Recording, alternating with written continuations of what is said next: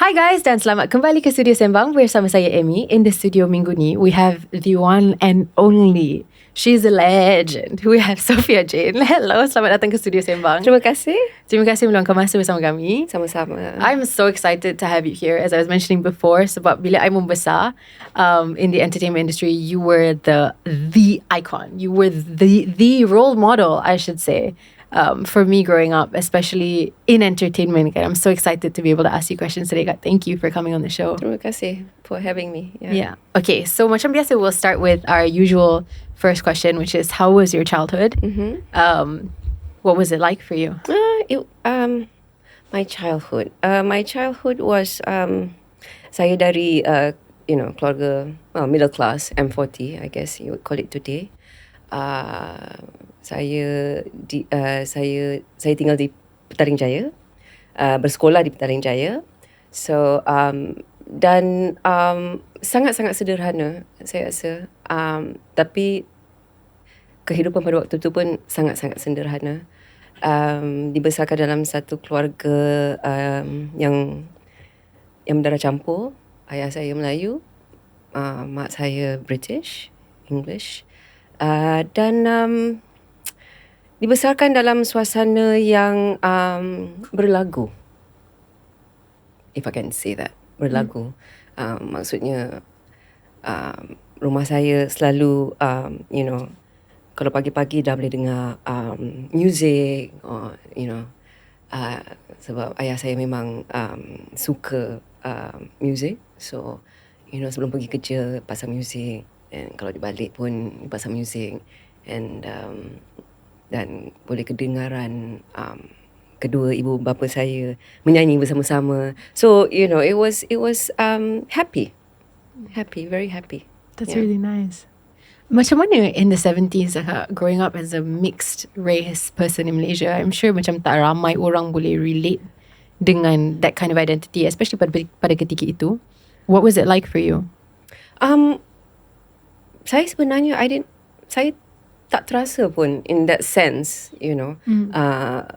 dipinggirkan atau dipinggirkan dari segi itu, because di sekolah pun walaupun tak ramai, tetapi ada kanak-kanak di sekolah, teman-teman saya juga yang berdarah campur, campuran, dan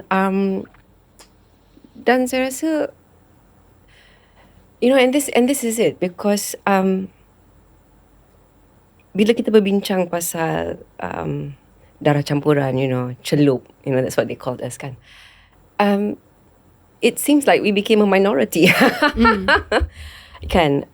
Tapi I was very, very privileged. Kita sangat-sangat bernasib baik pada waktu itu, kerana kita di satu sekolah di mana kita mempunyai pelbagai bangsa.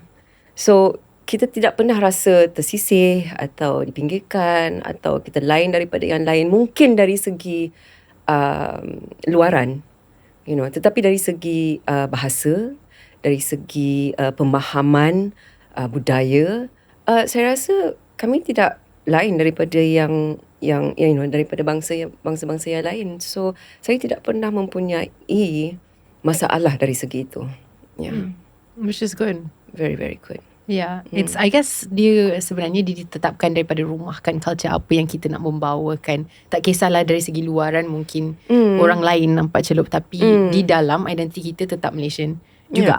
Sebab kita boleh juga, we can also argue the fact that, kalau kita nampak seseorang yang berbangsa India atau Cina, bagusnya bahasa dia. It's like, dude, they're Malaysian. So it's like, saya tak pernah faham that narrative. So pada saya, kami tidak lain daripada yang lain. Mungkin daripada dari segi kalau orang lihat kita atau tenung kita lama-lama, I think dalam kepala mereka mungkin persoalannya, dia campur apa ya? Melayu English ke, Cina English ke, atau tapi but besides that, I don't think it was a big deal at all. Not then, of course, sebab kita kanak-kanak, kita tak rasa semua tu, kita tak rasa semua tu. Yeah, it was a truly Malaysian childhood. Menarik kan? Yes. macam mana dia macam berubah tapi tak berubah juga. Sebab saya rasa macam zaman sekarang kita tetap ada benda ni, di mana macam Malaysia will forever be a melting pot of so many different cultures and backgrounds kan. But it's interesting to see how it's changed the mindset towards that through the years kan. I don't know, what do you mean? I Sorry, mean, now I'm going to ask you a No, question. it's okay.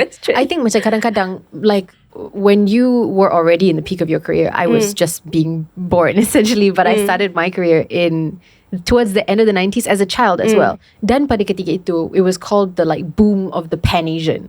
So it was very, very aware for me growing up that I was kind of a little bit different dari segi entertainment. Sebab kan penampilan saya sahaja, walaupun saya membesar juga dengan identiti Malaysian yang agak kukuh sebab my parents were very particular about that. But it was always very apparent to me that I was part of this Pan-Asian as was told to me by the industry. Whereas for you it sounds a bit mungkin different. Saya rasa mungkin I understand, saya faham what you're trying to say. So apa yang dibincangkan sekarang mengenai the being different atau berlainan adalah bila kita when we started working. Pada saya itu menjadi satu fakta apabila saya masuk dalam arena kerja. Kalau sebelum itu saya tidak pernah terfikir pun. Tetapi the moment saya masuk dalam arena kerja, especially arena seni, bidang pengiklanan, that's where I started, commercials kan. So and that in the late 80s dan 90-an juga, it was also it was an era of Pan-Asians. Tetapi orang juga lupa that dia sama rata. It wasn't like a dominating factor where it was only Pan-Asians. They were models and actors from all different backgrounds, So I don't know who started it actually, who started this narrative, but but then it became ia menjadi satu punca perbualan. Yeah. Tetapi perbualan itu tidak ke mana. Tidak ke mana. Faham? Dan diulang-ulang tetapi Faham? tidak ke mana. Dia tidak membantu orang yang berbual dan dia tidak membantu mereka yang dibualkan. Betul. Yang diperbualkan. Betul. So saya tak pernah rasa macam jadi kalau disogok dengan Pan-Asian adalah waktu saya mula-mula masuk arena kerja. Wow. Ya, seni. Sebelum kita masuk ke topik tu, I do have a question. Sebelum akak masuk ke dalam bidang seni, growing up, what was your first like cita-cita? Did you always menyimpan harapan untuk jadi seorang penyiar seni ke? Macam mana? Well, mula-mula I love history. Saya suka sangat sejarah dan saya selalu fikir bila saya membesar saya ingin menjadi seorang I wanted to be a historian or ahli sejarah. I wanted to go excavating. I wanted to go to excavating sites. I thought, for a girl, it was such an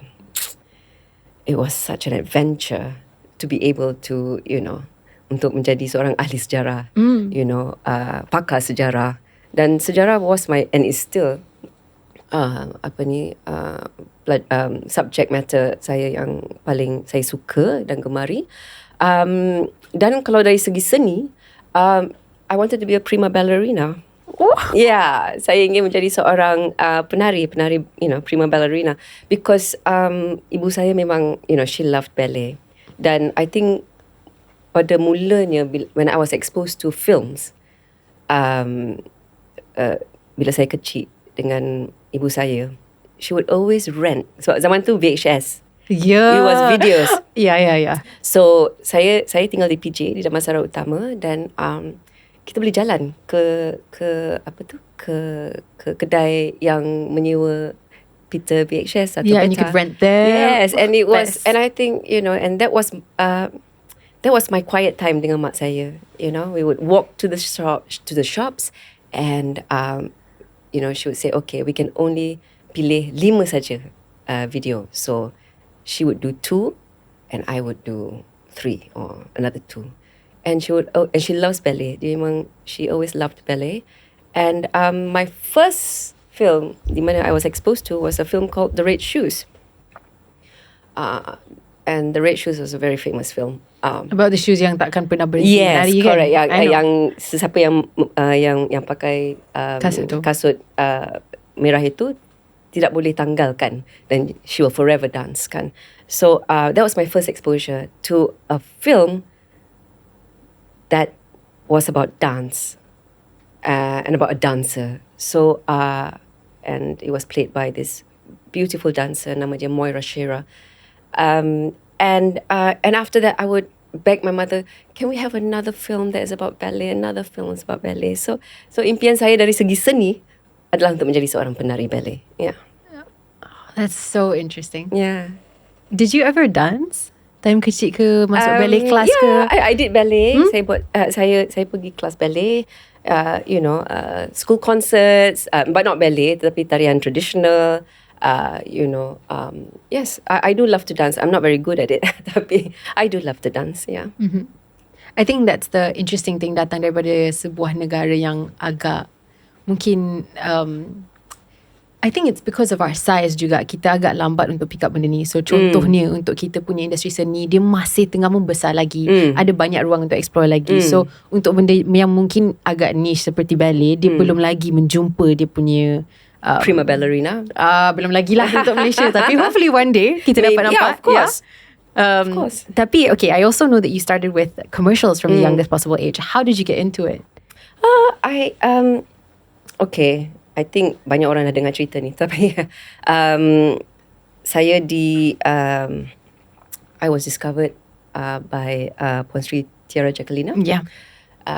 Dan masa tu dia seorang talent agent. I mean, she was a talent scout kan. And dia terserempak dengan saya, dengan ibu saya one weekend, and she asked whether I would like to take some pictures. And I thought it was very odd because, I was very tomboyish when I was young, 11, 12. I had very short hair and, I was just in jeans and, white shirt and selekeh. And anyway, so ambil gambar and I think, I do believe she was the first talent scout to actually get my first gig. I can't remember what it is now. But anyway, I think it was M&M's or something like that. It was some M&M's chocolate thingy. And so, and then dengan Datuk Yasmin Yusof. Sebab masa tu, bidang pengiklanan memang besar. It was huge, So, to get gigs was, going to banyak-banyak audition. And, but I wasn't cut out for it. I didn't like it very much. I loved the experience, but I didn't like the job. I didn't like the work, because it just felt very sterile. You have to look here, you have to look there, you have to do this, and no feeling. So I loved the experience, tapi I didn't really enjoy it. Yeah. The opportunity untuk masuk ke dalam bidang filem secara tak sengaja datang daripada commercials juga kan. Do you remember how you made that transition? Kalau tak silap, your first film was Mira Edora, right? Macam mana benda tu boleh bersambung daripada commercial masuk ke filem? And what was the difference bila you masuk on a film set for the first time and dapat berlakon tapi dengan cara yang mungkin lebih semula jadi daripada commercials, which is very like look here, smile here. Was it different for you? Sebab saya mempunyai teman baik Melissa Saila, who was a child actor. Yeah. Dan kadang-kadang bila dia kerja, dia buat dia buat drama ke apa, I would be there. So dari segi keselesaan, I was really quite used to it, even though saya tak terlibat secara langsung. Tetapi dari luaran aku say, this is what a drama set is, atau this is what a film set is. And pada waktu itu, ibunya arwah Aunty Mariani Ismail, mereka berdua bergabung dan menubuhkan satu production company, right? Satu syarikat produksi di mana mereka actually menerbitkan banyak drama TV, because drama was so big at that time, TV dramas. Dan secara kebetulan kebanyakan daripada drama-drama yang diterbitkan itu diarahkan oleh Datuk Zulkifli M. Osman. Dan Mira Edora merupakan filem pertama, his film debut. Mira Idora for Zul, Abang Zul. So mereka sedang mencari seorang lagi untuk melengkapkan teman-teman Mira dalam filem ini. Dan I think Auntie Mariani just pushed me forward and says, Zul, you want to try her? And she asked, do you want to do a film? I'm like, sure. So it was school holidays. It didn't interfere with anything. So I did it. Yeah. Did it feel different to you at the time or belum lagi? No, it felt quite natural actually because mungkin dari segi pekerjaan itu sendiri, I knew what to expect. Even at a young age, I kind of knew, this is what a cameraman does. For instance kan, ini DOP, to assistant DOP, to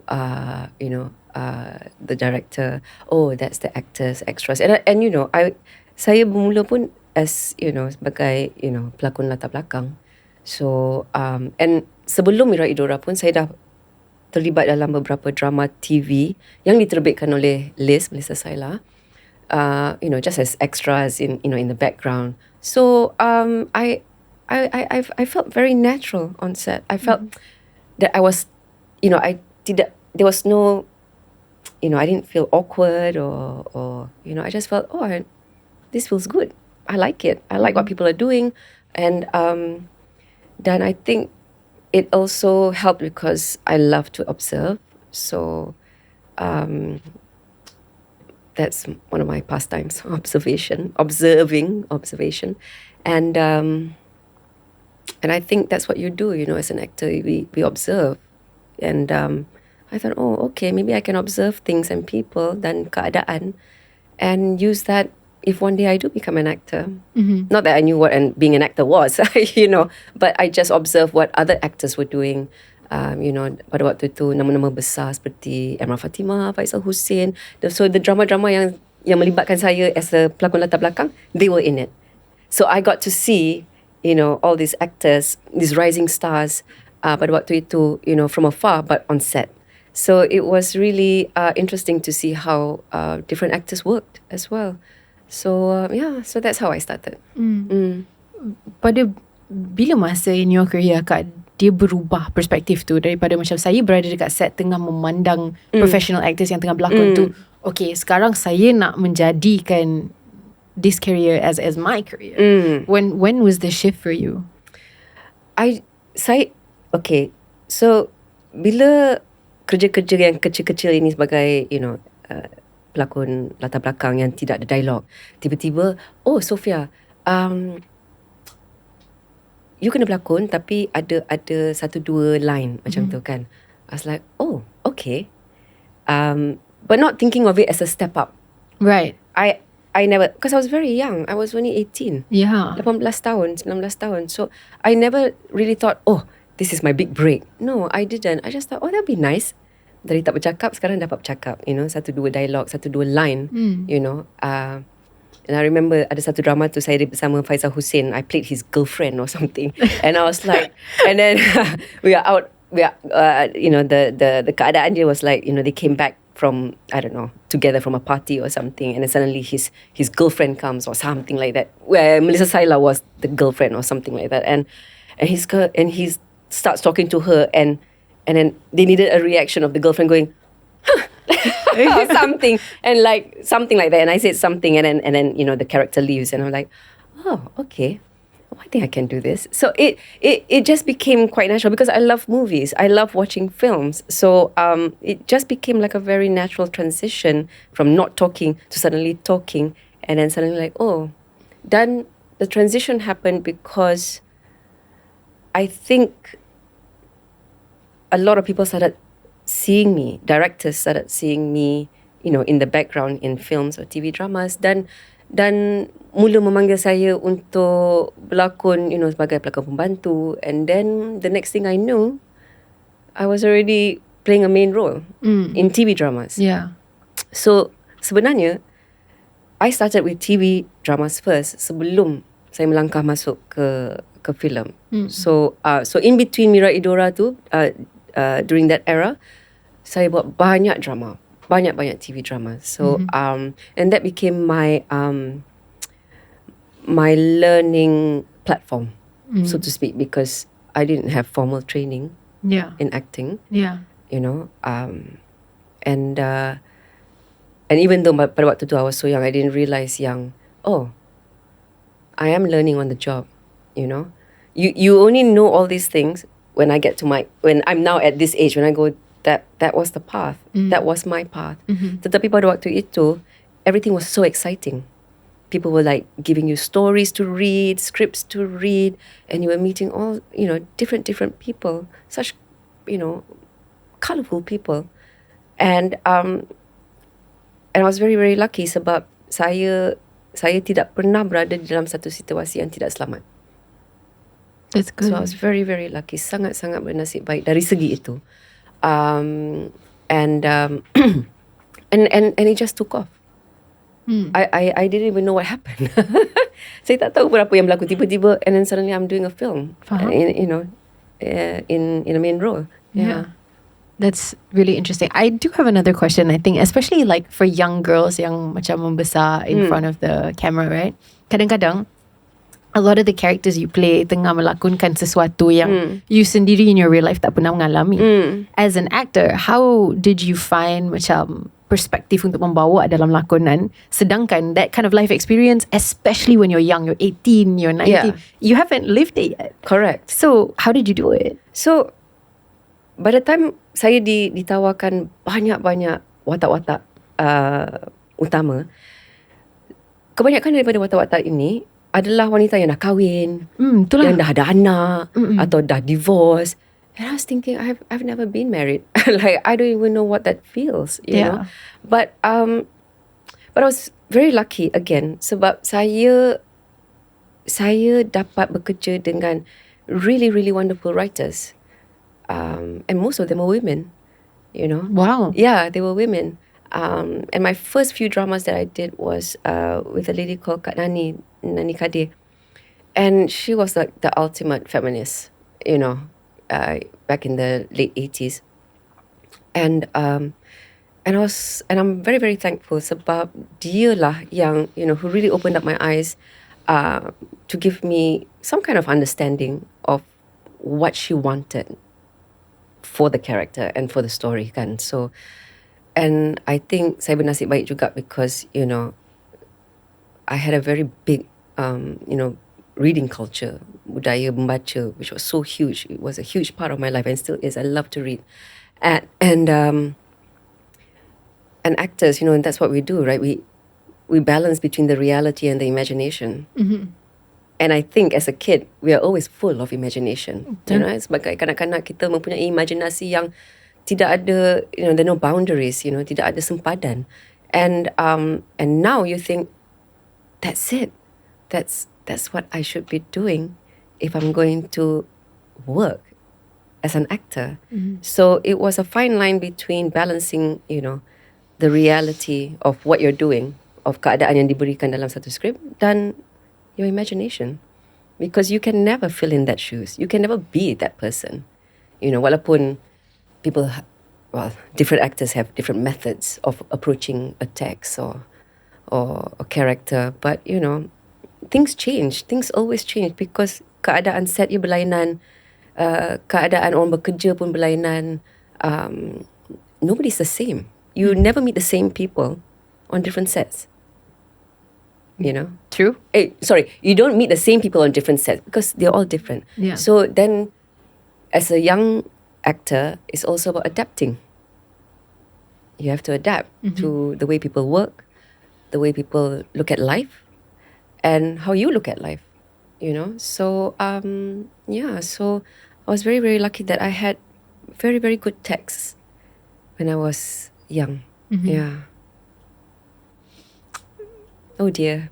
No. I'm just thinking boring. about. No, it's not boring at all. I think it's very interesting to know, like, especially from you looking back now. I think there's so much lebih banyak yang kita boleh nampak about our own lives, especially when we look back in hindsight. Like macam mana you said, right, that this was your training ground and you're practicing through the dramas. When you eventually masuk ke dalam the film industry pula, daripada drama masuk ke film, which is not to say masuk because you had already kind of been around. Dabbled. Yeah, you already dabbled kan. Did it feel very different for you? For contohnya macam I guess in Harry Boy when you first first did a film as a lead, some more, was that a different experience? Were you aware that okay, film is a different type of playing field, or was it just quite semula jadi macam mana everything was in your career? Saya really? rasa I was not prepared. Saya tidak bersedia untuk the attention, perhatian itu. Saya rasa saya tidak bersedia untuk perhatian yang akan datang selepas filem-filem itu semua keluar. Interesting. You know, because we didn't have social media back then. This is true, yeah. Right? Pada waktu itu orang akan menulis dalam surat khabar. You know, they would write in to because tiap-tiap minggu, pada minggu Ahad, regardless surat khabar yang mana pun, akan ada satu kolom di mana orang boleh menulis mengenai lagu atau filem atau drama and how it affected them, you know. So I think people wrote more eloquently back then. I'm sorry, but no, it's true. No, I mean, the comment section sekarang is but like all but it's true, much eloquently, because they were expressing how they felt when they watched something or when they heard something, you know. And that's what art does. That's what kesenian is all about. Tak kira menyanyi ke, berlakon ke, melukis ke, menulis ke, mengukir ke, you know, you evoke something in somebody and then they write in because they feel it's important enough to write to a newspaper, you know, not hoping that the person who they're writing about membaca artikel itu, but it's very interesting because I also learned bila saya membaca, walaupun tulisan itu mungkin tidak mengenai saya atau my career, but bila saya membaca mengenai pandangan mereka mengenai sebuah lagu atau seorang penyanyi atau, you know, it became like a dictionary for me, like, oh, I didn't know that person was a singer. Then you start learning more about budaya kita secara tempatan, you know, penyanyi-penyanyi tempatan kita, lagu-lagu kita, kesenian kita secara total, you know. So and of course dia berlainan dengan sekarang where, you know, people just write comments and you're going, where are we going with this, you know.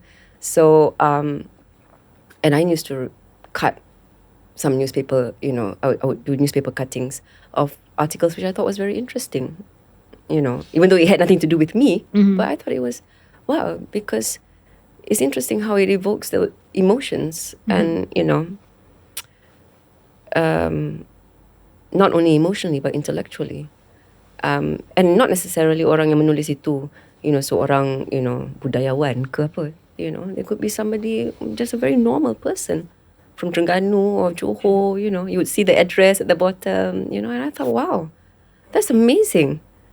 I can't write like that, you know. So I really, really feel at, you know, when you look back, yang orang-orang yang menulis pada waktu itu, they really wrote eloquently. Yeah. It's crazy to think about actually kan, macam mana effort untuk menulis dan hantar, and that's the level of emotion yang dulu punya karya sepatutnya evoked in somebody, right? Yes. Berdasarkan dengan sekarang where everything is so instant. Yes. So orang boleh komen sekarang, lepas tu besok dia dah lupakan sebuah karya, right? Betul. So maybe that's why juga a lot of the talents or like the actors, actresses, singers around that time, diorang berjaya menjadi an icon, especially like in your career as well until now, because of the amount of emotion that you were able to unlock in people back then was so much higher compared to like now where everything is so much faster and maybe less substantial juga. I mean, because when I look back and I would say lihat, you know, pelakon-pelakon, you know, my idols, you know, like, the late 𝙀𝙃𝙄𝙎 Dawati and, you know, Nur Kumasari, you know, it's just this radiant vision on celluloid. You know, you see them on screen, you see them on TV, tengok dia dalam filem, and they just bring out something in you with their performance, and how I used to think, God, they're smart. They must be really smart, because how can they make me feel that way? how did they know? It's just those kind of things, and how they played with words, bermain dengan kata-kata yang diberi dalam satu naskah, how they say it and how they don't say it, and I thought I want to be that actor. And I had to figure out, then at that point, I had to figure out, how am I going to do that? How am I going to do that? How am I going to be like them? A learned actor. So I decided, well, then I'll have to do theatre. Because I think that's the only way where I would be able to expose myself as a person and really have no shame in what I feel and what I do, because a lot of that derives from being on stage. So saya belajar banyak sangat, and the first offer I had untuk theatre adalah dari Datuk Dr. Nordin Hassan, which was called Malam Ini Penyu Menangis, which was a huge literary piece. Then and I thought, I don't think I can do this, because I had to dance. Right? Yeah, I had to dance, I had to sing, and I had Shahrin Tambi. I had all these huge actors in this beautiful production, and I didn't know whether I could do it. But I thought to myself, kalau saya tak buat, saya tak tahu bila lagi peluang tu akan datang. So I decided at 24 or something like that, 23 or 22, that I decided, I'm just going to be vulnerable and do it. And from then on, I had many offers, but it was for theatre, but it was very small productions, very independent productions, workshops, a lot of that. And that's when I really started to see what performing was really all about. So that's why when we talked about theatre, it's like going home. It's like sometimes you forget things and you want to go back, because I want to get in touch with myself. It sounds very self-absorbed, but it's not. It's people say, oh, is that therapy? I'm like, no, it's not therapy. It's just, I want to be a better actor. And even at 53, walaupun umur saya dah 53, I still have so much more to learn. And the world is just going in circles. And sometimes you don't know where you are. And bila kita kembali ke theatre, it really keeps you grounded. Betul lah, kita actually menapak di bumi sekarang ini, and you can really use everything that you pent up here and suppress and unravel it on stage. So so that's when I really decided, if I want to be an actor, I have to learn. It's not just, bukan saja dari segi experience, pengalaman, tetapi dari segi their techniques. Acting is also about techniques, and you need to know that. So, and how macam mana kita nak combinekan semua itu to be an individual actor, meaning you come out and have your own personality on screen. Not to say to be different than everybody else, or to, but and that I think was the beauty of watching, a lot of female actors in those days, because they were all different. They didn't look the same, they didn't sound the same, rupanya tak sama, bunyinya tak sama, tonasinya tak sama. So it was distinctive. And that's what I wanted to be, distinctive, different, so that perhaps kalau saya berlainan sedikit, saya dapat peluang untuk melakukan perkara-perkara yang berlainan sedikit. So I kind of like got offered a lot of roles, watak-watak yang berbeza, not popular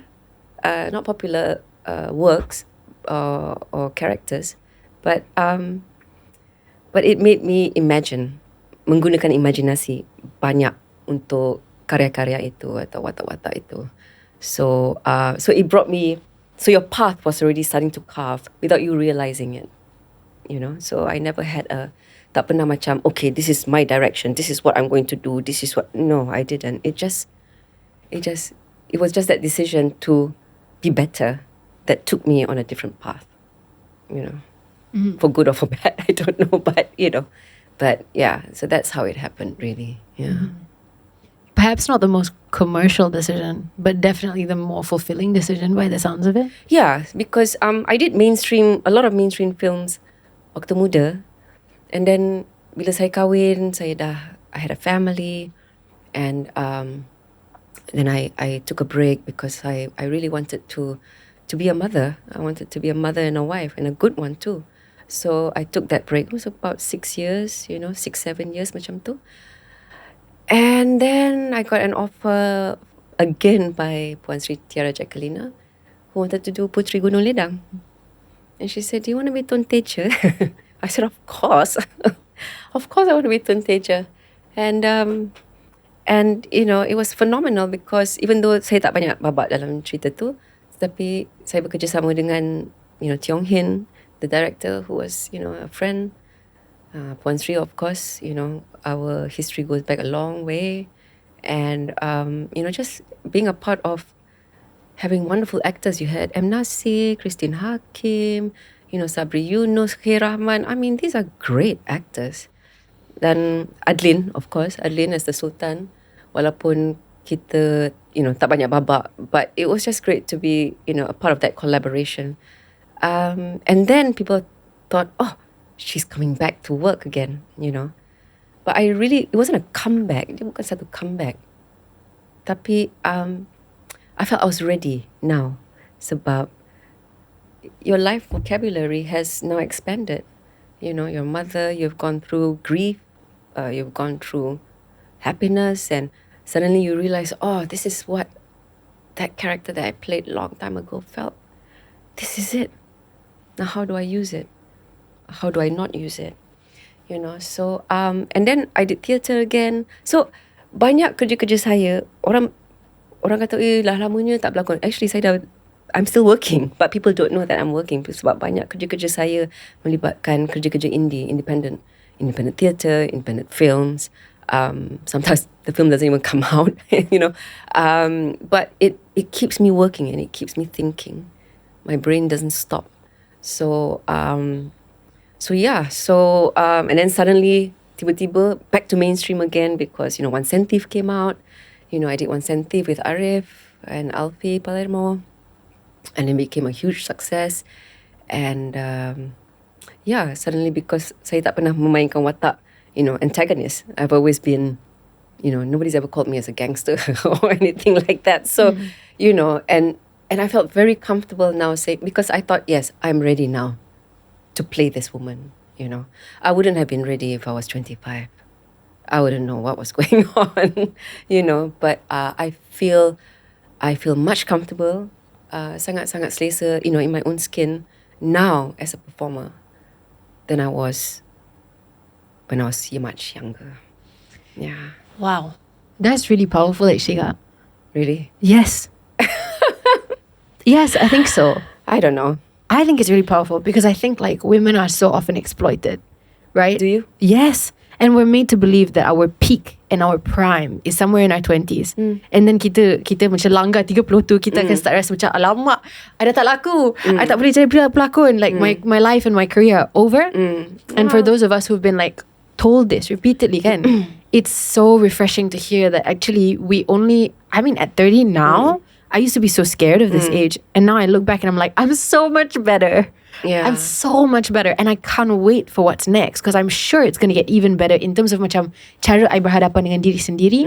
And it's really lovely to hear that from you. I think that's really powerful. Saya rasa when we go back to apa yang saya cakap tadi mengenai saya tak rasa yang saya lain until saya masuk dalam bidang seni atau this glamorous because okay, it's not, we're not doctors or engineers or lawyers. We are out there every day, free for all, for anybody to say anything about you. Yeah. You know how vulnerable one can be. Yeah. Especially today. Lain daripada kita pada waktu itu, I think we were stronger in that sense because we didn't have to hear it or see it. I think the only thing we feared, yang kita takuti sangat-sangat adalah the reviews. Because even drama-drama TV pada waktu itu, not only films, TV, theatre, anything yang berkaitan dengan seni, we had revered critics. And I mean critics who would analyze a film, analyze your acting or your performance, or so every time we did work and somebody would write about it, you're going, oh my God, I hope they say something nice, Yeah. So because itulah yang paling penting bagi kita pada waktu itu, kerjaya kita, not about us, what we look like or our personal, our personalities per se, tapi so at that point I think kalau saya boleh ingat, bila saya terasa yang kita disogokkan dengan celup, Pan Asian, patutlah dapat job, patutlah ni, patutlah tu. It was very clear to me at that point. It's just systematic bullying. Because as a kid, kita akan lihat orang membuli orang lain yang berbangsa lain because they're different than you. So it's just systematic bullying, And of course sekarang kebebasan untuk melakukan itu on social media, which can be very painful. But but I don't dwell into it, and that would be my advice to young people. Why are you dwelling into things that doesn't concern you? Because you should be concentrating on your career and how to be better at what you do, instead of thinking about what other people think of you. So, and I think that also came from my, the females or the women in my family, like, pretty strong-minded, strong-willed, and I think, and that's how I think women in film or in this, kerjaya seni ni, I think that's how we survived, because we just didn't care, because we just wanted to figure out how are we going to be better. How am I going to be working at 40 and 50? What kind of things am I going to be doing at 40 and 50? That's what we were thinking about, So, but it's different, of course. Time has changed, kan? It's a different world. Dunia yang sangat-sangat berbeza. I mean, I have young children. I mean, I have, young adults who are my kids, and how, your age, and I see how it can be very dangerous, sangat berbahaya if it affects you. It really can. So, and I always say, just concentrate on what you do, and be better. Yeah. It's not always easy though, and I think no, it's not. Yeah, especially if for it's easy young to say. people, I know everyone said senang lah nak cakap. Yeah, it's easy to say, but it's either you want to do it or you don't. Yeah. But I think it's valid when you say it, especially. I don't know. I mean, you've been there and done it at a time where people were, like, as you said, critiquing you. At least the good thing about sekarang, not that there's a good thing, we're not condoning bullying kan, tapi it's very fast. So apa yang orang nak memperhatikan hari ini about someone, by next week kita dah lupa. We've already moved on. So the turnaround time of forgetting about something sekarang lagi laju juga. Berdasarkan dengan dulu, dulu you cannot control it. Like somebody's going to write whatever they want to write about you. But tapi bezanya adalah mereka menulis mengenai your work, kerja yang awak hidangkan untuk penonton. That's good. So it was scary that he's not going to like it, or Ami Muhammad is not going to like my work. But you read those bad reviews, if you had it, and you go, okay, this is what I have to work on. And if I have the chance to meet the person who wrote the article, I would love to ask him how he felt. Obviously how he felt was written in the piece, but you ask yourself, maybe there was something I didn't understand when I was doing that particular character or that particular role, or not understanding what the story was, even though I thought I did. And it didn't affect us personally. It just affected us because it told us that you got to get better. You got to get up and do it again and again and again, you know. So so that's the difference, because it stays with you. Apa yang ditulis pada waktu itu stays with you because it affected you, you know, because it's not about your looks. It's not about weight gain. It's about your work, you know. So, which was priority for a lot of us pada waktu itu. Erma Fatimah ke, Umi Aida ke, you know, all of us. Ramona Rahman. I mean, our work was everything, you know. The acceptance of your work was also everything at that point. So, yeah. So, itulah. At the beginning of your career, Kak, you did take some quite bold characters, right? Oh dear. Whether it's Harry Boy or Perempuan, Isteri dan ... right? And these were things that kind of were considered to be controversial pada ketika itu, simply based on the outfit and the attire that you had to wear in the film. And somewhat of the storyline, yes. Yeah. Was there like, was it something that terjadi pada akak? Or did you actively choose these roles? Or was it just macam peluang yang datang dan... Well, untuk Perempuan, Isteri dan Jalang, I went untuk uji bakat. And that was also a turning point for me, because pada waktu itulah I knew, because 𝙁𝙊𝙀𝙄𝙎 didn't start with film. When he first came back from America, he had already done TV dramas. And of course, I'm a TV buff, right? I watch TV all the time, and I looked at his works and his stories, and I'm going, I've never seen anything like it. Saya tak pernah menonton karya yang sebegini. You know, how do I work with him? How do I do that? How do I get in touch with him? You know, it's not like you have handphones or WhatsApp. It's like, how do I do that? And then, bila dikabarkan yang dia ingin dia menulis sebuah filem yang berjudul Perempuan, Isteri dan Jalang, dan dia sedang, you know, mencari seorang gadis untuk melakonkan watak, you know, the prime character. Saya pergilah uji bakat tu. And I think that was the very, very, it was very vivid to me pada waktu itu, di mana what I look like visually dan luaran saya could affect what I do. Because karakter itu atau watak itu adalah seorang gadis Melayu kampung, dan saya tidak mempunyai ciri-ciri itu. So I was rejected based on that, you know, and of course probably based on my past works that he had watched already, you know. We met up again a couple of times, and I think both of us remember the fact that I argued that, you know,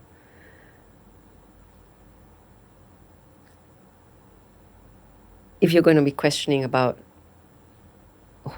how Malay I am, you know, untuk watak ini, you're absolutely wrong. I think it was just, you know, a defensive mechanism. I was really upset that somebody actually questioned it, you know, because then you question, why am I always having to ask myself who I am? I know who I am, but now why am I being, you know, told that I'm not who I am, you know? And I thought, I thought actors can do anything. I thought actors can be anything. So, you know, I was a bit of a rebel. And he probably gave up and said, okay lah, you can do it. Okay lah, enough of this brat coming, you know, over and over. Can't even get sleep. Anyway, so yeah, so that's, and I'm thankful. And I'm thankful that he gave me a chance. I don't think it was my best work, you know. I didn't know what I was doing, you know, surrounded by pelakon-pelakon theatre, you know, who were in the film, you know. Nasibillah Khan, ramai lah. And Numa Damahuri, you know. And I was like, what am I doing? But I'll just pretend I know what I'm doing. and really worked hard. But it wasn't my best work, because I was taking instructions. I wasn't really, you know, somebody tells you to do this and feel this. Okay, I do this and I feel this. But I didn't question why I felt that and why I did it. You know, now I do, but I didn't when I was 21. So when I look back and I watch it, I'm like, oh my God, that was so horrible. You know, it was really, really horrible. But at the same time, it was a life lesson for me that you know, that you need to do this. Awak perlu untuk bekerja dalam suasana yang sebegini dengan naskah-naskah yang that's going to challenge you, you know, that's going to take you out of normalcy. And that's what I seeked for after that. Yeah. Were you aware pada ketika itu that you could even stand your ground and ask? I feel like this is something, the confidence untuk to kind of stick with your perspective of the character kind of sometimes comes with time. No, I was just desperate. And I was just desperate to have the role. No, I can understand that. You know, I think, you know, when you have people doing that and they push you against the wall, you get very fatigued. Yeah. You know, but when you're young, you can fight back. It doesn't mean that you know, we argue, but sometimes we don't know what you're arguing about. You know what I mean? So, pada waktu yang sama sebagai remaja, you know, you're a young woman, you know, you're just frustrated, you're fatigued, and you're going, yeah, I'm just going to say what I want to say. Because sebagai wanita, you're always told not to say what you feel or what you think. You know, if you're angry, suppress it. If you feel belittled, suppress it. You know, so I think at that point I had enough. At 21, I'm like, you listen here, Euwyn. Yeah, and maybe if I didn't do it, he would have chosen somebody else. I don't know, but it's takdir, kan, it's fate. So it happened. So and then of course my career really took off at that point because the controversy. Actually, I didn't even see the controversy, but it was just different. It was a different story. A story that people haven't seen in a very, very long time. Kan? I mean, because kalau kita tengok cerita-cerita filem-filem Melayu, Malaysia, you know, 60-an, I mean, I think if you go back and watch some films from the 60s and 70s, they were quite vivacious, you know, and it was very, it embodied a lot of guts to do certain roles in films of the 60s and 70s. So I think orang lama tak nampak wanita di, you know, on film seperti itu. And that was actually, I think that was the controversy. You know, I think that was the controversy. And then lepas itu, I think people tried to mimic the story, but they never could achieve it. You know, because Euwyn is a genius. You know, if you ever manage to work with him, you should, yeah. Yeah, I think you're right, Kak. I think maybe the stories have become less and less brave. In part juga sebab the feedback is like instantaneous and people get a bit scared. So maybe previously, like back in that time, sebab kita tak ada social media kan pada ketika itu, apabila kita membina sebuah karya, kita takkan tahu penerimaan orang hanyalah selepas cerita tu ataupun naskah tu keluar. When it's sekarang, as soon as the first episode contohnya for a drama is on air, you boleh nampak immediately orang suka ke tak. And that's so terrifying for so many creatives that kita dah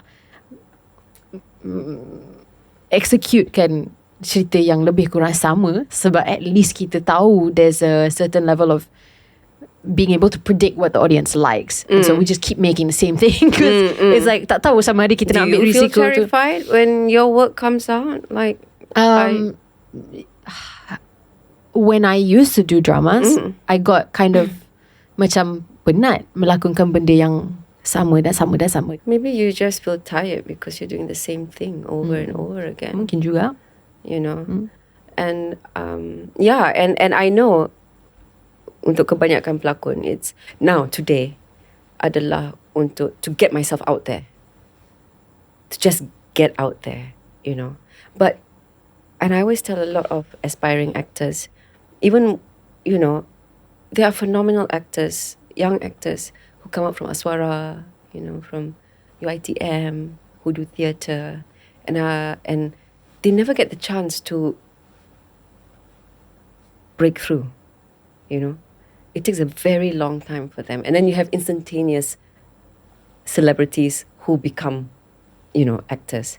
I have nothing against it.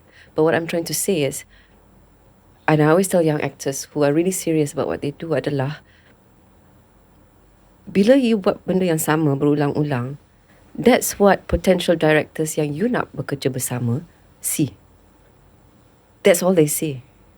The directors yang you nak bekerja sama will keep watching berulang kali the same thing over and over again, and then they're not interested because that's all you can do. They don't see beyond. They don't think that you maybe they wouldn't take you on or take you seriously because they haven't seen you take yourself seriously. Does that make sense? That you don't go out there and say, okay, I think I'm going to do theatre. I'm going to go and take a workshop. I'm going to do acting classes. I'm going to do this. I'm going to do that. Because usually today, acting classes only comes bila ada project. You don't see young actors going voluntarily. You're right. They don't. And even then, you're lucky if they come. So, my question would be, are you really serious about what you do? Because if you were serious, you would be in this class today. No, you're so right. Yeah. So, so dari segi itu, I see the disparity between actors who have trained, who can't get jobs, because everything now revolves around the ratings of how many followers you have on Instagram, berapa pengikut di Instagram. But who are these followers? Do they really see your work? You know what I mean? It's a lot of levels. Banyak sangat layers when it comes to things like that. And that's the thing. So kalau seseorang itu serius mengenai kerjaya dia pasti akan cuba get out of that. And if you can't get the attention atau perhatian seseorang pengarah yang betul-betul berkobar-kobar nak bekerja sama, then you got to do something about it, right? You got to go and do acting classes. You have to prove yourself. Bila you pergi audition that I can do something else beyond the series of dramas yang I buat berkali-kali itu. So that saddens me a lot and I think it saddens a lot of actors of my generation or even before that, because there's no preparation. And then without that preparation comes the imbalance. Dia tidak ada keseimbangan when you see actors who are prepared and the actors who are not. Because bila seseorang pelakon itu masuk untuk buat satu babak, it's not about my acting. It's about the scene. It's about what the director wants. Apa yang pengarah itu mahu, apa yang penulis itu mahu. Tetapi bila ada satu atau dua yang mungkin tidak, who are not prepared, yang tidak bersedia, dan kita hilang babak itu, the importance of that scene. Sebab dia tak imbang. Dia tak seimbang. Maksudnya, lakonan ini tak seimbang dengan lakonan itu. And it can be very frustrating, especially for actors who are serious about what they do. So, so that's why I asked you. Itu yang saya tanya, do you take acting seriously, or is it just something you try to dabble in and decide, maybe it's not for me? I guess the question, right, Akka, which it always falls back to, right, is between the art and the commercialization of something. Yes, absolutely. Right. Because theatre, not to argue against it, because I do believe that we should all be working for theatre to berkembang, because ultimately that's the foundation of the art of acting. Tapi pada masa yang sama, I think malangnya dekat Malaysia, we have a dying culture when it comes to theatre. Where when I was growing up kan, Istana Budaya setiap minggu ada sesuatu yang tengah berlaku lah dekat situ, and it was so meriah pada ketika itu. And nowadays, disebabkan how digitized we've become and everything is on demand kan, untuk budak-budak kat luar sana, untuk meletakkan masa untuk datang ke theatre, untuk jadi a consumer of visual art, dia makin jarang, hanya disebabkan dah terbiasa dengan sesuatu yang datang secara serta-merta. Dan untuk menunggu for theatre production sometimes can feel like maybe, I don't know, maybe there needs to be some work as well to kind of like disrupt that somehow? And what do you think, Kak? Because Saya rasa, I think it's just the perspective of the audience or the non-audience, you know. Saya rasa penonton yang bersedia untuk to invest their time and money untuk menonton filem atau menonton teater atau menonton, you know, tarian, makyong, you know, anything yang berkaitan dengan budaya, they're investing in themselves because they want to feel something. That's what happens when you go and watch something. Whether you like it or not, you suka ke tak, it's a different story. But it brings out something in you. It's either sebab you nak belajar mengenai seseorang, belajar mengenai sesuatu budaya atau bahasa, you know, because that's how you broaden your mind by learning about other things, not just about you, you know. So, and then you have the non-audience, right? Yang memang tak datang, yang memang tak minat pun, you know. So, bagaimana kita nak kembangkan penonton yang sedia ada, yang memang ingin menonton sesuatu yang akan, you know, detikkan sesuatu di dalam diri mereka, kan? Where you have to do really good theatre or really good films, you know, which is talked about. Tetapi, because as you said, the world is so fast, dunia ni hari ni ada, besok tak ada, you know. Kita jarang bincang mengenai apakah itu seni. It's always about it's always about mengenai luaran, you know, mengenai luaran, mengenai cantiknya, pandainya, or whatever. But there's no, why do you do what you do? Kenapa Pak Cik di Kelantan itu mengukir keris? Apa kaitan dia dengan keris? You know, which is a dying art, by the way. Membikin perahu, songket, batik, all these things, you know, it takes a lot of love and care to produce something that's good. Sama juga dengan berlakon, sama juga dengan menyanyi, you know. So, tetapi kerana kita tidak mempunyai platform yang kukuh atau popular, whereby tiap-tiap kali penonton akan disogok dengan perbincangan. Tidak semestinya intellectual, you know, it doesn't have to be an intellectual discussion, you know. But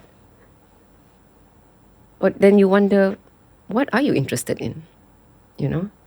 Because whatever we do dari segi kesenian also involves political and social dimensions. It does. Things don't just happen. We just don't decide to create something, you know. There's political and social dimensions that is involved dengan apa yang kita apa yang dikaryakan, you know, atau apa yang dibikinkan atau apa yang dinyanyikan. So then you question about, are those things not interesting anymore? Atau adakah perkara-perkara itu tidak sepenting gosip? Right? Because people don't talk about that when it comes to seni. It's ada penontonnya dan ada mereka yang apresiasinya, tetapi ia terlalu kecil. Dan kalau kita lihat dari the 70s and the 80s where theatre was thriving, you had Farida American, Actor Studio, you know, J. Murad, you had Christian J, all these thespians, you know, who were not only good at what they did, they were really smart people, you know. But now, and people, dan orang were, you know, you were driven to watch what they did, even if you didn't understand it. Macam saya juga, masa saya berlakon mula-mula teater, like, you know, sebelum nak berlakon teater pun saya menonton teater because I really wanted to know what theater was, you know. I've never seen theater outside, you know, outside Malaysia before. I was never exposed, but I wanted to watch what was going on here because I wanted to be a part of it. So, and kita masuk dengan tak memahami sometimes. What is that about, you know? But then you go back and you think about it and you decide, you know what, maybe I'm going to buy a book on, you know, the Shakespeare play that just happened, that was yang diterjemahkan ke dalam bahasa Malaysia, to have a more, you know, a bigger understanding of what was that really all about? You know? So I think it's also because in our education system, we tidak ditekankan. Mata pelajaran seni tidak ditekankan. You know, in my days, I don't know now, I don't know even during your days, tapi, you know, sastra was a huge part of our lives di sekolah. Sastra Inggeris dan juga sastra bahasa Malaysia. You know, it's a huge part. And I'm so lucky that I had it because I didn't want to do something else. And I you know, I could do it. I could do sastra. But and it made me very rounded in that sense. Because I always wanted to know about the world. Because kita sedar bila kita melalui itu, atau kita membaca, kita mempunyai sedikit, not to say apresiasi pun, curiosity, keinginan untuk tahu what is out there beyond us. What is world? What is this world? What is this world that we live in? We are surrounded at this point in our lives now by, it's a devastating world that we live in. Yeah. It's a devastating world beyond comprehension. You look at Palestine, I mean, like, how do you comprehend that? What can I say or do that will change it? Through doing something that people can talk about, through writing or singing, lyrics, whatever, that makes somebody feel, oh my God, you know, even if you can't do anything about it. But it makes you realize, young, you're not alone in this world, you know. There are other people around you. So it makes you a less selfish person, I think. No, I'm going beyond what I was supposed to say. But anyway, what I'm trying to say is, ketekanan seni di dalam, in the education system, I think, could be strengthened. Because if you look, you know, kalau orang membuat, you know, comparisons, membanding-bandingkan, oh kenapa orang Indonesia sangat kuat budayanya, atau orang Thailand, Cambodia, whatever. Because it's instilled in them since they were young, since they were born, to understand that this is a part of your life. It's not just because I get to be on TV or Instagram or TikTok. It's a part of your life. And that is how it cultivates you. It really shapes you, you know. Culture. And it doesn't have to be just your culture. You could learn about other people's cultures too, right? And see how people live and how people, their outlooks about life, you know. Because you can't be right all the time, right? You know. So yeah. Itulah. So I hope, keinginan saya adalah untuk melihat ketekanan seni at the very basic level of school. Basic level. Yeah. Ketekanan tu, not to say that, you know, ini adalah bidang alternative. It's not an alternate, bukan bidang alternative. You know. Because kadang-kadang bila kita dengar pelajar-pelajar dekat university, why are you doing this? Because you don't seem very interested in it. Oh, I didn't have a choice. What? Didn't have a choice? So what does that mean? You didn't have a choice. I didn't get what I wanted and I decided to dive into here. But it's not what I want to do. Okay. So it's just things like that. It's just perspectives, or, you know, what I see and what I hear and what I understand that makes me feel that, you know, when it becomes a part of your life dari kecil, and the appreciation yang budaya kita, budaya jiran kita, you know, and how it's so beautiful if you want it to be. Yeah. I think you've given me a lot to think about, Raka. Alamak. No, in a good way, in a good way. You're right in the sense that macam the approach of theatre is much less selfish than like film and TV or something that's commercialized and is to exploit the audience I for your wouldn't say personal exploit. gain? I don't like to use perkataan eksploitasi, but it's just I think sekarang ni kita lihat banyak indie theatre companies yang diterajui oleh budak-budak muda, and all you have to do is just open up Instagram and you'll see all these small companies yang buat theatre in shop lots. With a proper sound system, and they're doing their best with what they have, just an empty shop lot, and you just do it. And, and that takes courage to do, and I guess somehow it becomes alternative theatre, right? Because it's not your conventional theatre di mana kita masuk ke dalam satu dewan theatre macam Istana Budaya ke, it's atau Dewan Bahasa dan Pustaka. You're now in a shop lot. And I've been to quite a few, untuk menonton dan melihat karya-karya yang baru dan juga yang lama. And then you see the crowd that comes, and they are invested. They want to see, mereka menginginkan produksi-produksi ini terus maju, terus membesar, and one day you'll be able to be in Istana Budaya. But in the meantime, that's where they're doing it. And that takes a lot of courage to do and sweat, because it involves money. Apa jua yang kita lakukan memerlukan wang that we don't have. So it takes a lot of courage, because you don't know whether you're going to have full house or not. You don't, because you're unknown actors, but there's a cult going on. I feel that underground cult happening now, di mana young people are really getting tired, penat dengan instant something on TikTok or instant something on Instagram, and they really want, and they're tired and they're burnt out, and I just want to sit down for an hour, 1 jam I nak duduk, 1.5 jam ke, saya nak menonton sesuatu, saya nak mendengar kata-kata, and that's it, and feel.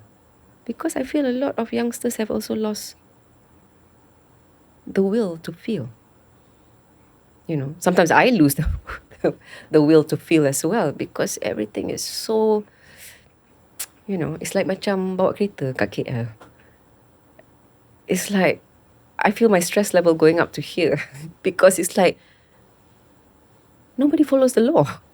You run red lights, orang tak bagi signal, orang keluar simpang suka hati, and bila kita bawa kereta, it's like I kena tengok depan, atas, kiri, kanan, bawah kereta, so, your eyes are everywhere because nobody cares. And that's a very distinct, apa orang kata, ia menjadi satu cermin atau cerminan about kita dikelilingi oleh siapa sebenarnya every day on the road. It shows you behaviour.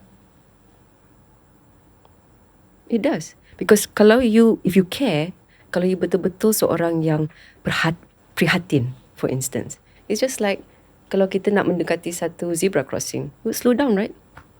If you see people crossing, you would slow down, right? But you don't.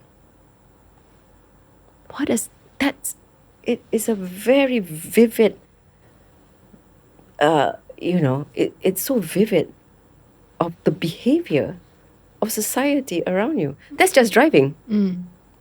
You know what I mean? That's not even at your jobs, your job location, for instance. So because you can do whatever you want while you're on the road, whether you're naik motor ke, you bawa kereta ke, sebab orang tak kenal you kan. So you can do it. But it shows behaviour, which is very interesting because for me it's also observation. It's observation and observing society through driving in KL.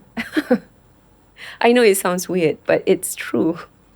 No, you're right. It can be like a metaphor untuk something yang lagi besar sebenarnya daripada driving. And then you question, why do you do that? Is it because you're lawless? I don't think so. Is it because of the lack of the selected implementation of law? What is it that makes you unafraid? What makes you want to ram into people who are crossing the road? what makes you tick? So as an actor, berbalik kepada lakonan, it makes me question a lot of things. Like, you want to know, who are you on this motorbike? Ramming through, red lights. Why? What are you trying to achieve? What is it? So it's things like that that really captures my eyes, when I go around driving. So I hate driving.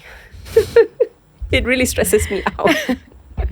Because you as a person of care have to think about the person who doesn't give a damn. You know? It's like, I have to care that you don't fall off your motorbike. Or I have to care that, your car doesn't get rammed. I have to think about that. Like, it's your responsibility. Yeah. Right? So it's very interesting. I think I should do a degree in sociology or something. I don't know. But and every day as I'm driving or I'm walking or whatever, I just observe people. And that's what we as actors do. And hopefully, it gives us more preparation when you get something that you don't understand. In a bizarre way, acting is like an extension of sociology, ultimately, isn't it? Absolutely. Absolutely. It's all about behavior. Kan? So, So anyway, I ramble. Next question. Next question. I think, there's a lot to unpack here, actually, but bringing it back to your career for a second, you mentioned that you did step away. Do you think macam semua ni yang akak bawakan tadi pasal, I guess, like substance and like finding the why that we're doing something untuk mencari seni daripada just macam buat ala kada buat lah, right? Was this all something that you sebenarnya mencari dalam the time that you took away from acting? What was the biggest learning there? Because I know you stepped back to start a family, to spend time and be a mom and do a really good job at that. Did you miss it? No. Wow. Absolutely not. I didn't. Not because I didn't love, bukan sebab saya tak sayang kerjaya saya, tidak. But I wanted to have me to myself.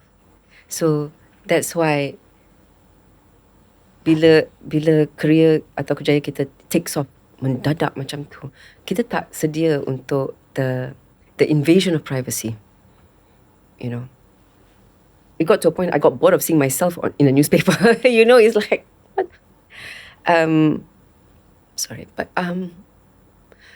and bila saya kahwin, I got the opportunity untuk pergi ke Indonesia. So I was actually in Indonesia for a few years with my husband. Then and it was a new world for me. Kami berada di Jakarta, and I was watching Indonesian films, Indonesian theatre, all the things that I couldn't do, and I could do it and do things and not feel invaded, meaning I didn't feel eyes on me, I could do things normally, and I learned so much when I was in Jakarta, in Indonesia, the culture, the language, kan, budaya mereka, bahasa mereka, pemikiran mereka, which is all derived from culture, and religion, of course. Tetapi saya menonton cerita-cerita yang dah lama saya tak menonton di Malaysia.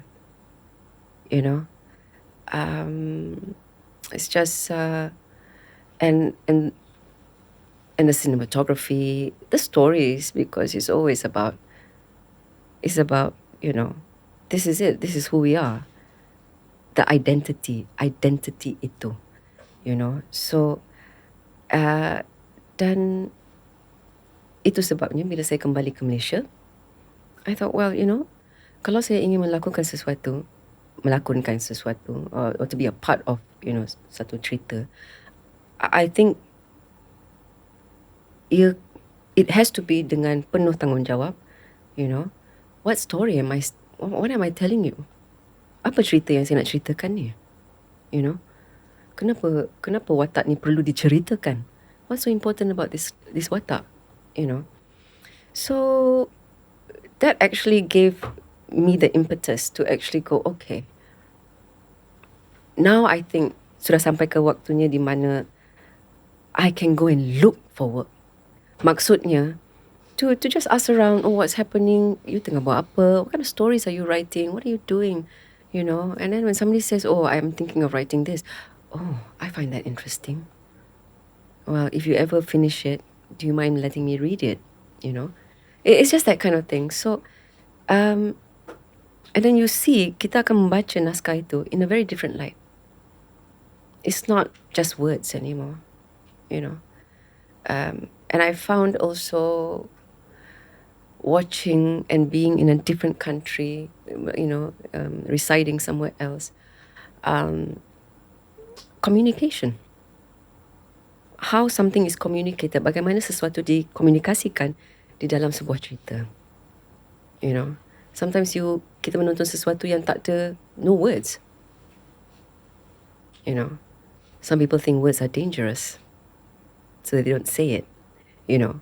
So, in that sense, I realized that there are a lot of people doing that kind of work here. Mungkin dia tidak sebesar, you know, mainstream films or mainstream dramas ke apa, but it's being done. So, at this point in my life, di tahap ini, di usia ini, I do things that intrigue me. Maksudnya, saya melakukan sesuatu yang I don't know anything about. What's the point of doing something you do know, right?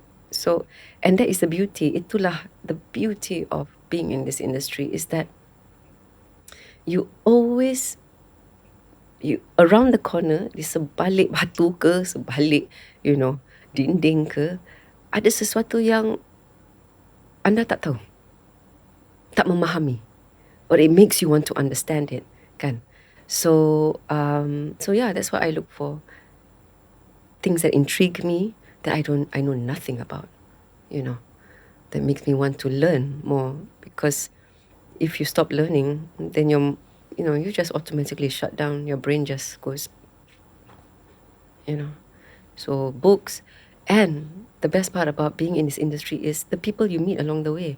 You tahu, kalau saya bukan seorang pelakon, half the places that I went to for location, I would never have known or never have gone, you know. I would never have travelled as extensive as how macam mana waktu saya berlakon, to places I've never even heard of, you know. And the people, yang orang-orang yang kita jumpa di lokasi itu, orang-orang kampung ke, you know, in that small town, you know. And how, yeah, that's how life was for us back in the 80s, right? Quiet and so anyway, so I'm just saying that that's the beauty of, people say, oh, you know, traveling overseas or whatever. I haven't even seen half my country. You know what I mean? And it's like, being able to do that while I'm working, it's phenomenal. It's amazing. And I'm so sangat-sangat bersyukur, sangat-sangat berterima kasih that this work has really let me meet so many people. Really beautiful people. Yeah. How do you pick, like, macam cerita apa yang akan nak terlibat? Because it doesn't sound like it's from obviously a commercial standpoint. Like One Cent Thief, it sounded like you loved the project, and then kalau dia meletup lah. That's a side thing. But it's also confusing because Sani is like a performance art, right? And in order to have a performance art, you need people to see. So how do you find that balance of like commercial and also indie-ness of the project that has a good story? Or is it just whatever calls to you? Well, I thought One Cent Thief was a good story. It's a fantastic story. It's both. That's why it's so successful. I love the character. I just felt like, oh, you know, when I spoke to Arif and Alfie about it, I'm macam, there is so much to unpack in this woman. There's so much going on, you know. But obviously the cerita tu bukan mengenai Ibu Zara per se. It was, you know, it was 𝙁𝙀𝙁𝙁's character, right? So but I thought it was fascinating because, you know, the thing is about bila kita, or maybe it's just me, bila kita buat cerita yang mainstream, you know it's mainstream, of course, because it's backed by a huge studio, kan? Tapi you baca and you're going, okay, how do I make her different? how do I make her less boring? Because she could be boring, right? She could just shoot and, tembak orang, give orders, and that's it, right? So how do I humanize this woman, this character, So throughout the episodes, I think there was a lot of discussion, banyak diskusi dengan Arif and Alfie. And I think at this age, I have that leeway to actually give inputs or say this is how I feel about her at this moment, in this time, And of course, them as being, well, Alfie was the writer, of course, and it was also making sure that whatever yang dia nak untuk Ibu Zara dalam babak-babak yang sedia ada, episod-episod yang sedia ada, was also reflected in what I wanted to achieve untuk Ibu Zara, So, you never know whether something is going to take off or not, kan? How do you know, right? You never know. Things that you thought wouldn't take off, takes off. Benda yang you ingat akan meletup, tak meletup. So, it's but that's not something I think about, really. I hope for the best. Saya harap apa jua yang, whatever I participate in, is a success. Not for me, but, for the production. Tetapi, I was also trying to figure out, okay, I don't want it to be your typical mainstream character. Because dia amat mudah untuk orang just benci Ibu Zara, for instance. But I also wanted people to like her. So how do you do that?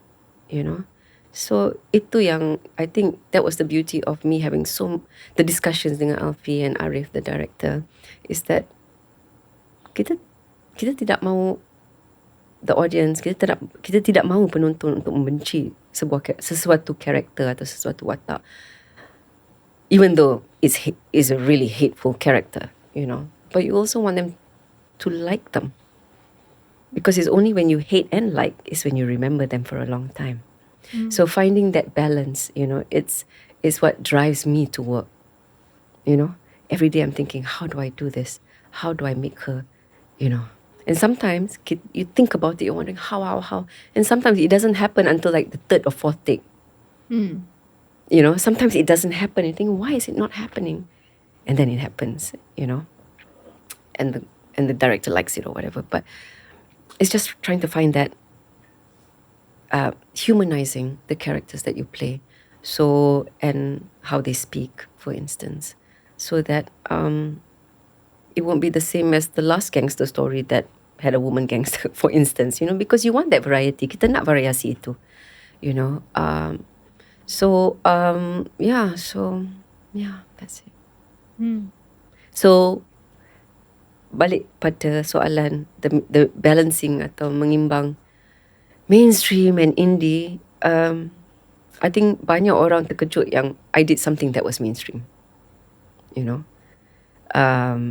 But I really loved her. I really loved my character. I love all my characters. Apa jua yang saya lakonkan atau, I love them all. And I love them so much that saya kena bekerja keras to make sure that every single thing that I do cannot be the same. That doesn't mean yang kita dapat audience, But for me to say that I need to do something different, because or else you'll be doing the same thing over and over again, kan? Yeah. So, yeah. So that's how I balance it. I balance it with theatre, my indie work, and then I come and do mainstream. So saya patah balik buat, indie and theatre. And whoever watches it. And, I mean, you can't control that, but, whoever gets to see me perform, I'm thankful, Yeah. You have another mainstream one coming up, Generasi Perfect 10. Yes. How was that? It was, oh gosh. Again, it was gymnastics. I mean, we all love gymnastics, but yes. And then there's also controversials around gymnastics, right? Like juga. Any other sport. macam bidang sukan yang lain, whether it's football or, olahraga atau, and it's quite similar to ballet as well, I suppose, the mindset of the girls behind it. It's grueling. Yeah. right? But I think dia sama juga dengan bidang sukan yang lain, whether it's badminton or I think the amount of pressure itu sendiri adalah, is whether you buckle under it or you get up and do it again and again and again. So this story basically mengenai seorang a girl yang bernama Ezzy, who's played by Arina Wan, who wants to be the perfect 10. Perfect 10 in gymnastics, which is, how many ever achieve perfect 10, right? And it's also about the perfect 10, about being a perfect 10 in your daily life. And I found it quite intriguing because setiap watak yang ada dalam cerita ini are all imperfect. Tidak sempurna. Ketidaksempurnaan, walaupun dia ibu ke, cikgu ke, coach ke, anak murid ke, they're all imperfect. And so the irony of the title, Generasi Perfect 10, that's what it's all about. That nothing is perfect. And kesempurnaan itu tidak membawa kebahagiaan. So basically that's the story with the backdrop of gymnastics. National gymnastics di Malaysia. Yeah. So I play a coach. I'm like the less fittest of them all. But it was interesting because it's also mengenai my character, Coach Su Yang, who failed. And she couldn't get up. Dia gagal dan dia tidak dapat bangkit. And so she became a coach, the best coach there is. But kerana dia tidak mampu untuk berbangkit, she takes it out and looks for that perfection that she wanted dengan anak murid dia. So it's about that. It's about, when we talk about bullying, right? Teachers who bully, coaches who bully, this is it. And that's the psyche of what we observe secara luaran. Like when we talk about bullying ke, apa ke, whether it's kids bullying kids, adults bullying kids, it's always about, it's never about the what, it's always the why. Why? Who are you? So I found that journey very interesting for my character, Coach Suni. Then kita ada Coach Sakinah pula, Sharifah Sakinah, who plays the younger coach, or like an intern coach to my character, who is kerana the age gap atau jarak umur dia tak jauh daripada anak-anak murid di dalam sekolah gimnastik sini, sekolah sukan ini, dia lebih mesra lah dengan the kids than I am. So you will see how the yin and yang between the older generation and what discipline is, and how the younger people think of discipline, the hard discipline that we all went through, our the generation before us went through. So I really found it a very interesting process yang sangat it was tiring because I know nothing about gymnastics besides watching, kalau kita nonton TV Olympics, that's it, right? The beauty and the art of performing gymnastics kan. But I knew nothing technical about it, the techniques or the technical terms and all that. So it was a lot of learning. See, I get to learn something new. So that's one of the beauties of doing things like this as well. It's like, wow, I never knew this was the criteria to be in this state of mind and and body function for gymnastics, for instance. How would I know that? Until you have to do research, right, about what kids do, apa yang budak-budak muda buat, for the Olympics. If you look at documentaries, in Russia and in China, di mana anak-anak mereka dididik dari kecil lagi, how they're bending their everything is bendy, dalam umur 3, 4, 5 tahun, So it's interesting because people can say it's torture, but to them it's normal. It's normalcy, right? Because that's what they're achieving for the kids in the next 15 years. Dalam 15 tahun, anak ini akan menjadi itu. A champion. right? So this is what the story is all about too. Yeah, of course lah, the love story and all that, but it's different. It's a different story. Different story. I've never seen anything like it too. So yeah, so hopefully it comes out September. Premiere. We're having a premiere on the 4th. 4 hari bulan September ni, dan insyaAllah. Yeah, I hope it will take off. Yeah, it looks good. Yeah, it does look really good. I watched the trailers. Yeah, the trailer looks good. So insyaAllah, yeah. Would you say the secret behind macam kekal dalam bidang seni for so many years, and would you say it's growth actually, and constantly wanting to keep growing? Yes. Because if you don't want to grow, you give up then. Right? You retire and, I don't know, do something else. But I have a connection. Ada hubungan yang tak boleh diputuskan. Maksudnya, kalau saya tak, if I don't perform, I don't know what I would do. You know? I don't know what I would do. I don't know what I would be good at, to be honest. So, you know, berlakon, I mean, being in this, dalam bidang ini, it's not just about lakonan. I mean, orang yang saya kenali pun bukan pelakon pun. Ada yang penari, ada yang, you know, they're creatives behind the scenes, you know, and, you know, editors, all sorts of things, right? So, you're always learning about how we all, bagaimana kita semua berkumpul untuk satu project, but we do different things, but we achieve the same objectives. We want to have this film, this is a story we want to tell, but we come from bidang-bidang yang berbeza. Some are technical, you know. So I also, as an actor, kita pun perlu pengetahuan, at least, kan, pengetahuan mengenai, you know, the technical aspects of cameras, for instance, movements, you know, because the thing about, saya percayalah, hubungan antara kamera dengan pelakon, you know, it's like two lovers, right? It's just you and me, you know, you and a camera, you know. So it's and it's also wanting to make sure that whoever's behind the camera is also in sync dengan kita sebagai pelakon juga. So it's never ending because kita bekerja dengan orang lain, you know, in different sets and different mindsets, different. The younger ones sometimes, you know, they learn something new and you're like, oh, I didn't know that. You know, thanks for telling me. So, you know, yeah, and I feel like kalau saya tak bekerja, I don't know what I would do. I don't know what I'm good at, really. I don't even know whether I'm good at acting. Surely not. I don't know. So many years? I don't know.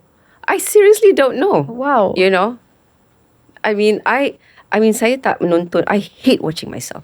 I hate it because I know my thought process. Bila saya menonton, when I do a certain scene or whatever, I know that thought process.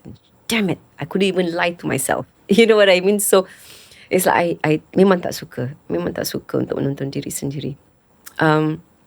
So that's why I have to hear from other people. What did you think? You know, but yeah. So I just love it. You know, I don't think I could stop.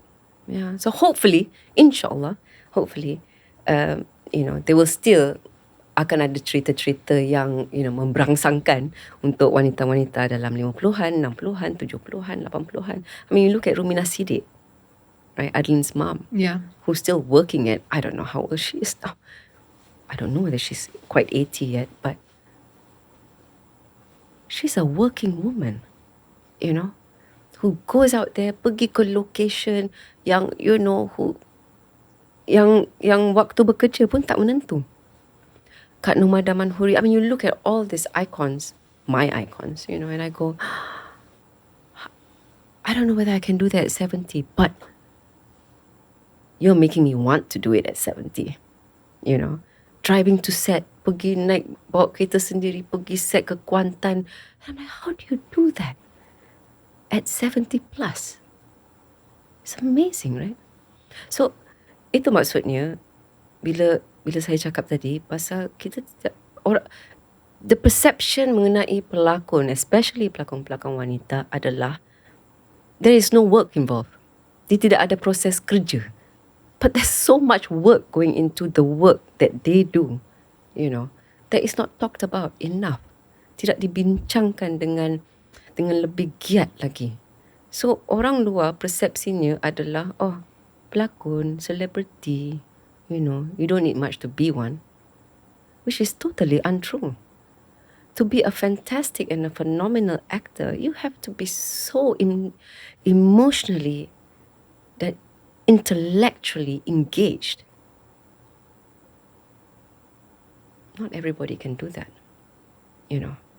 So I feel, so I think itulah dia when it comes to mereka yang saya lihat yang masih bekerja dalam umur yang 60-an, 70-an, 80-an, they cannot let go.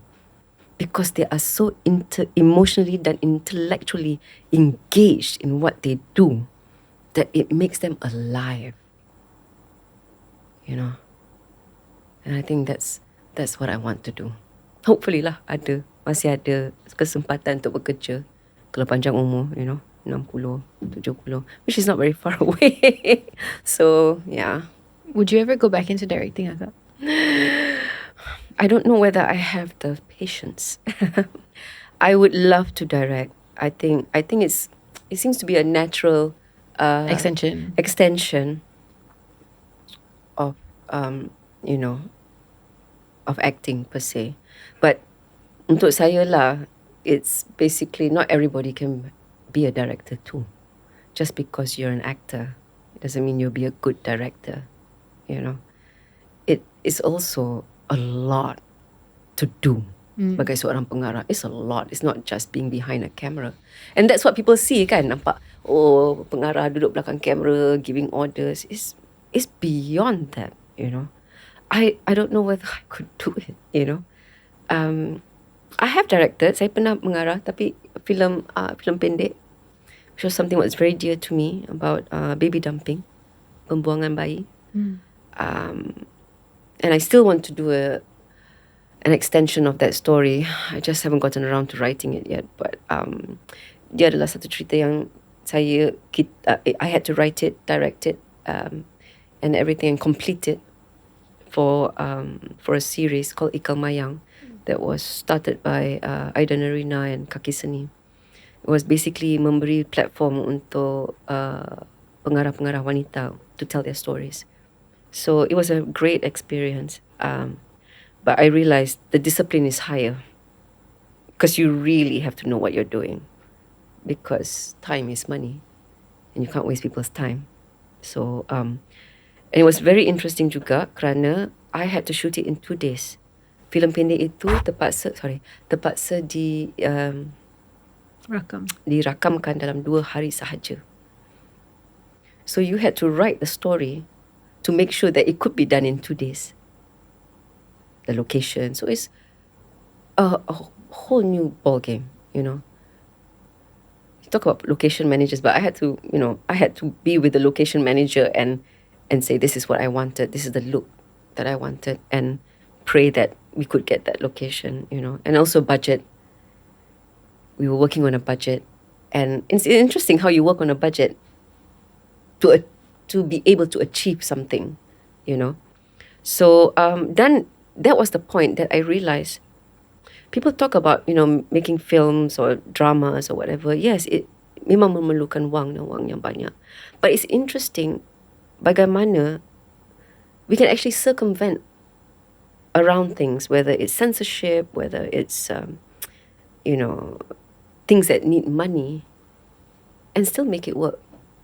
So itu sekali lagi adalah imaginasi, How do I circumvent around these problems and still make it work? So that was a learning curve for me, and but it's not easy. Tidak mudah. For sure. Tidak mudah. No. Yeah. What's next for you, Kak? What's next for you? Well, GP10 Generasi Perfect 10 September ini, dan Oktober sebuah filem Malam Terlarang, and Astro Production, mainstream. for once. Mainstream film.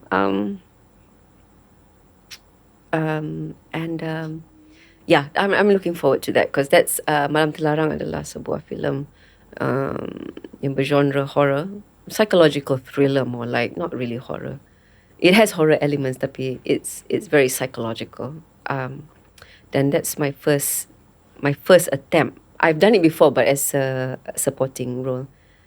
Susuk with Aida Narina, that doesn't count. So this is the first time I'm actually playing quite a main role in this genre. So it'd be interesting to see, I don't know, the reaction of people of how this. Yeah, so it's with Zul Arifin, Shasha Abadul, Ayla Aziz. Yeah, so it's basically mengenai sebuah keluarga lah, and how things happen when tragedy strikes. Gitu. Yeah. All right, guys, it's time for our rapid fire section. Alamak. Everybody's favorite. Are you ready? Okay. Okay, what is one snack yang akak selalu kena ada on set? Kurma. Kurma. Okay. Who is your dream co-star? Doesn't have to be Malaysian, from anywhere in the world. Aida Narina. Oh, okay. Next one. If someone made a movie about you, who should play your character? Alamak. Me. Ah, fair. Yeah, of course. I'll find a way to digitize myself to make me look younger. Okay. What is... Okay, if you could... actually, no, let me change that. Okay. What emotion do you find the hardest to act? Whether it's like happiness, sadness, fear. What has been the hardest emotion to portray as an actor? I think semua emosi itu yang disebut itu adalah, the hardest part is not portraying it, it's feeling it. Sebab kita sebagai pelakon kadang-kadang kita di bawah, you know, di dalam situasi di mana you only have, I'm sorry, you have to shoot this in 1 minute. Nobody's going to give you time to go, wait a minute, I got to think about this. No. So the hardest part is not the emotion or whatever emotion, it's being honest about that emotion. That is the challenge, really. That's a really regardless of the emosi. Yeah. Really good answer. And the last one is, what is one... Oh, so short. I thought I had 10,000 questions. That's why it's called rapid. Although it's never usually rapid. Baik. Last one is, what is one advice or quote that you live by and who taught it or gave it to you? Okay, I can't remember who said it. Saya tak ingat siapa yang cakap. It was in English, tetapi and this sort of like, I think it was a workshop, or it was I watched a film and it was about it was a story about the beauty industry per se, you know, but then it had something to do with films as well, about actors, you know, pelakon-pelakon wanita. And the quote was, I don't know whether it's per, tetapi basically, beauty fades, right? So concentrate, but talent doesn't. So concentrate on getting better on that talent that you seek, because that beauty will fade, you know. So I thought that was very interesting, because di dalam satu industri di mana kecantikan itu adalah segala-galanya, being young and trying to reverse and become, you know, your 20-year-old self. I mean, if you watch, I don't know whether you watched film Demi Moore. Oh yeah. That was such a... That was phenomenal. And that's it, isn't it? It's like you're pushed against this wall and you can't get up, where people define you by what you look like, or how young you are, or how old you are, right? And the impact psychologically, impactnya pada seseorang itu, with the systematic bullying that happens, not only comments dari netizen but it's also the people in your industry. I've seen it, I've heard it. You still around? Oh, you are too, apparently. But it's okay because kenapa? Sebab you're a guy. It's okay for you to be around forever.